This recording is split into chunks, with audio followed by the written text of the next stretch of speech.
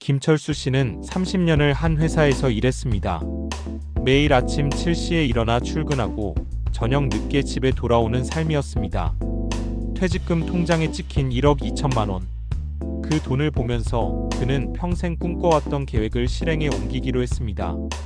바로 캠핑카를 사는 것이었습니다. 여보, 우리 이제 자유롭게 살아보자. 캠핑카 사서 전국 여행 다니면서 여유롭게 살면 되잖아. 김 씨의 아내도 처음엔 반대하지 않았습니다. 오히려 신나했습니다. 부부는 설레는 마음으로 캠핑카 전시장을 찾았습니다. 중고 캠핑카는 6천만 원, 새 캠핑카는 1억이 훌쩍 넘었습니다. 김 씨는 고민 끝에 8천만 원짜리 신형 캠핑카를 계약했습니다. 인생에 한 번뿐인데 좋은 걸로 사야지. 그때 그는 정말 행복했습니다. 자신의 인생의 새로운 시작이라고 믿었으니까요. 캠핑카가 집 앞에 도착한 날, 동네 사람들이 구경을 나왔습니다. 우와, 멋지네요. 부럽습니다. 칭찬을 들으며 김 씨는 어깨가 으쓱했습니다. 아내와 함께 캠핑카 안을 살펴봤습니다. 작은 주방, 침대, 화장실까지 갖춰진 모습에 감탄했습니다. 첫 여행지는 강원도 동해안이었습니다. 부부는 설레는 마음으로 캠핑카에 짐을 실었습니다. 식료품, 옷까지 캠핑 용품들. 하지만 출발하자마자 첫 번째 문제가 발생했습니다. 캠핑카 운전이 생각보다 훨씬 어려웠습니다. 일반 승용차를 30년 넘게 운전했던 김 씨였지만 캠핑카는 차원이 달랐습니다. 차체가 크고 무거워서 핸들을 조금만 꺾어도 차가 크게 움직였습니다. 고속도로에서 옆 차선의 트럭이 지나갈 때마다 차체가 흔들렸습니다. 여보, 천천히 가요. 무섭다니까. 아내가 손잡이를 꽉 쥐고 말했습니다. 김 씨도 긴장한 채로 핸들을 붙잡고 있었습니다. 3시간 거리를 5시간 넘게 걸려 도착했습니다. 도착했을 때는 온몸이 땀으로 젖어 있었습니다. 동해안의 캠핑장에 도착해서 자리를 잡았습니다. 바다가 보이는 전망은 확실히 좋았습니다. 하지만 문제는 그때부터 시작되었습니다. 캠핑카 안에서 요리를 하려니 공간이 너무 비좁았습니다. 아내가 라면을 끓이는데 김 씨가 움직일 공간이 없었습니다. 당신 좀 비켜줘요. 여기서 뭐 하는 거예요? 아내의 목소리에 짜증이 묻어났습니다. 김 씨는 할 수 없이 밖으로 나왔습니다. 6월 초였지만 바닷바람이 생각보다 차가웠습니다. 저녁을 먹고 나서 설거지를 하려니 또 다른 문제가 발생했습니다. 캠핑카에 설치된 물탱크가 생각보다 작았습니다. 설거지를 하고 나니 물이 거의 바닥났습니다. 내일 아침에 세수는 어떻게 하지? 김 씨는 걱정이 되기 시작했습니다. 밤이 되자 더 큰 문제가 나타났습니다. 화장실을 사용하고 나니 냄새가 캠핑카 안에 가득 찼습니다. 환풍기를 틀어도 소용없었습니다. 창문을 열자니 모기가 들어왔습니다. 결국 부부는 모기에 물리면서 창문을 열고 잤습니다. 새벽 3시쯤 김 씨는 허리 통증 때문에 깼습니다. 캠핑카 침대가 생각보다 불편했습니다. 매트리스가 얇아서 바닥의 딱딱함이 그대로 느껴졌습니다. 아내도 뒤척이고 있었습니다. 잠이 안 와. 아내가 중얼거렸습니다. 다음 날 아침 부부는 피곤한 얼굴로 일어났습니다. 물탱크에 물을 보충하러 캠핑장 화장실에 갔습니다. 20리터 통을 들고 왔다 갔다 하니 허리가 더 아팠습니다. 이게 자유로운 삶인가? 김 씨는 의문이 들기 시작했습니다. 그래도 여행은 계속되었습니다. 다음 목적지는 속초였습니다. 그런데 속초에 도착해서 주차 공간을 찾는 게 큰 일이었습니다. 캠핑카가 들어갈 수 있는 주차장이 거의 없었습니다. 1시간을 헤매다가 겨우 외곽의 공터에 주차했습니다. 시내까지 걸어가려면 30분은 걸리겠네. 아내가 한숨을 쉬었습니다. 결국 부부는 택시를 타고 시내에 나갔습니다. 캠핑카가 있는데 왜 택시를 타야 하지? 김 씨는 답답했습니다. 속초 여행을 마치고 돌아오는 길 고속도로 휴게소에 들렀습니다. 그런데 캠핑카 주차 공간이 따로 없었습니다. 일반 승용차 자리 2칸을 차지하고 주차했더니 옆차 운전자가 불평을 했습니다. 이런 큰 차 끌고 왜 여기 와요? 주차장 다 차지하고. 김 씨는 미안하다고 사과했지만 기분이 상했습니다.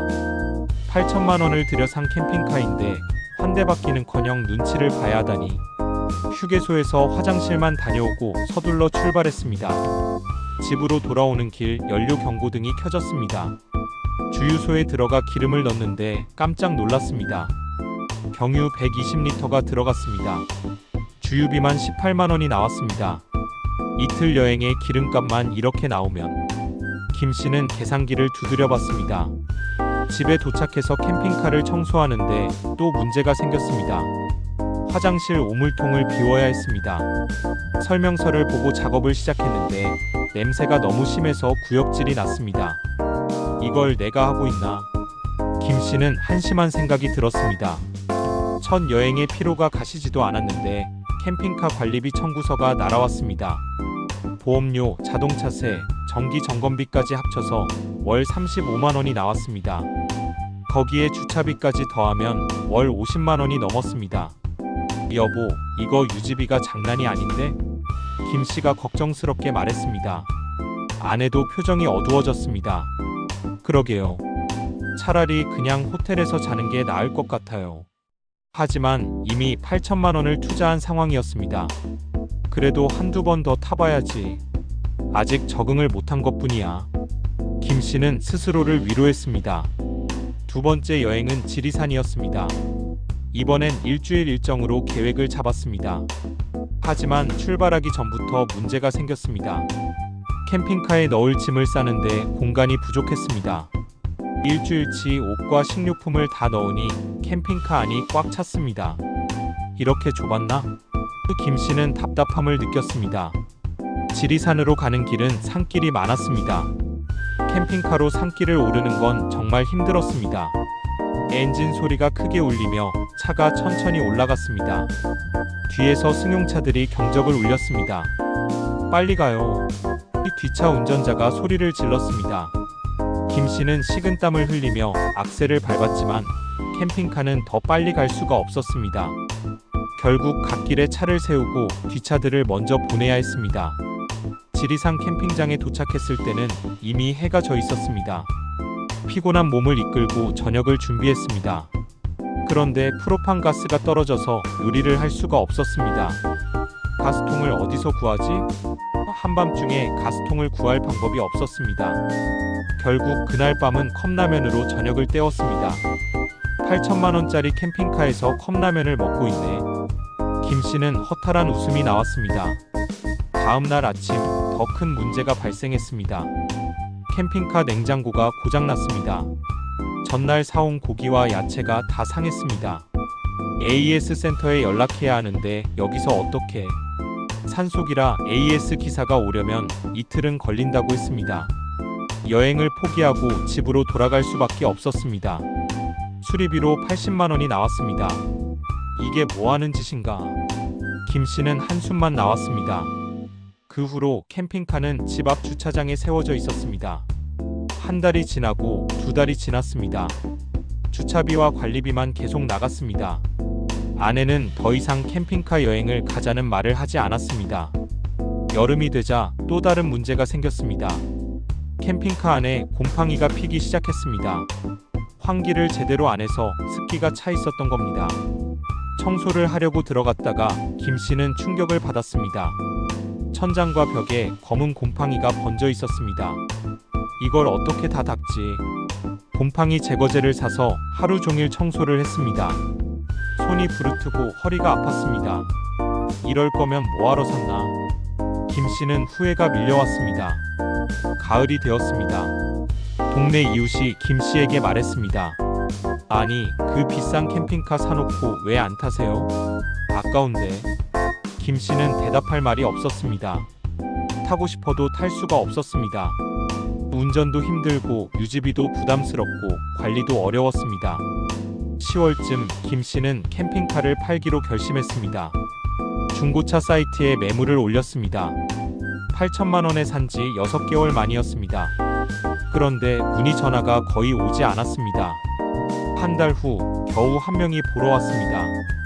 캠핑카를 둘러보더니 고개를 저었습니다. 곰팡이 자국이 있네요. 관리를 잘 못하셨나봐요. 5천만 원이면 생각해볼게요. 김 씨는 어이가 없었습니다. 6개월 된 차인데 5천만 원이요? 하지만 선택의 여지가 없었습니다. 계속 가지고 있으면 유지비만 나갔습니다. 결국 5,200만 원에 팔았습니다. 6개월 만에 2,800만 원의 손실을 본 것입니다. 캠핑카를 보내고 나서 김 씨는 계산을 해봤습니다. 캠핑카 가격 8천만 원, 주차비와 관리비 6개월간 300만 원, 수리비와 용품 구입비 200만 원, 연료비와 캠핑장 비용 150만 원, 총 8,650만 원을 쓰고 5,200만 원을 받았으니 실제 손실은 3,450만 원이었습니다. 6개월 동안 2번 타고 3,500만 원 날렸네. 김 씨는 허탈했습니다. 그 돈이면 고급 호텔에서 몇 달을 지낼 수 있었습니다. 전국의 좋은 펜션들을 다니며 편하게 여행할 수 있었습니다.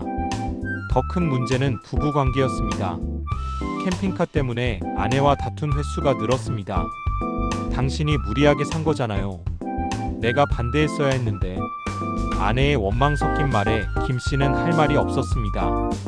퇴직금 1억 2천만 원 중에서 3,500만 원을 날리고 나니 노후 자금에 큰 구멍이 생겼습니다. 원래 계획은 그 돈으로 5년은 여유롭게 지낼 예정이었습니다. 하지만 이제는 2년 정도밖에 버티지 못할 것 같았습니다. 일자리를 다시 찾아야 하나. 60대 중반의 나이에 다시 일을 해야 한다는 생각에 김 씨는 암담했습니다. 퇴직 후 자유를 꿈꿨던 그는 다시 현실로 돌아와야 했습니다. 캠핑카를 판 지 한 달 후, 김 씨는 편의점 야간 알바를 시작했습니다.